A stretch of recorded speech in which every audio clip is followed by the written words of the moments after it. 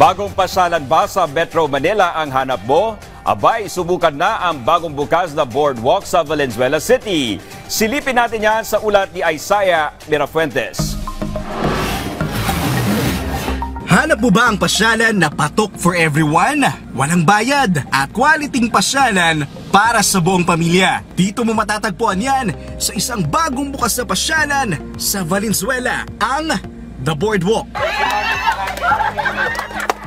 Isa itong mahabang pasyalan para sa mga nais mag-relax at mag-chill. Kagaya na lamang na magkakapamilyang senior citizen na ito, mag-aalas 6 pa lang ng umaga ay sumugod na agad sila sa The Boardwalk. Pinipilit ko siya pumunta rito, ayaw bumangon.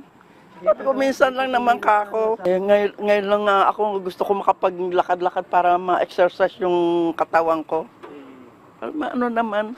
Diba? Nasa 1.3 kilometers ang haba ng boardwalk na ito. Libre ang entrance at sigurado rin ang seguridad. Maging ang grupong ito, naniniwala sila na health is the top priority.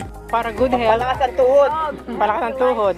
Maliban sa pwedeng pasyalan, pwede rin itong pangisdaan. Huli lang ng huli ng bangus at tilapia na pwede rin pang-ulam. Kung makakahuli, 150 ang per kilo sa bangus at 140 naman sa tilapia. O di ba? Swak na swak talaga. Bukas ang pasyalang ito, alas 5 ng umaga hanggang alas 10 ng gabi araw-araw. Malaking tulong din ito dahil pinoprotektahan ito ang malaking antas ng tubig sa ilog na pumunta patungo sa mga residente ng Valenzuela. Isaiah Mirafuentes para sa Pambansang TV sa Bagong Pilipinas.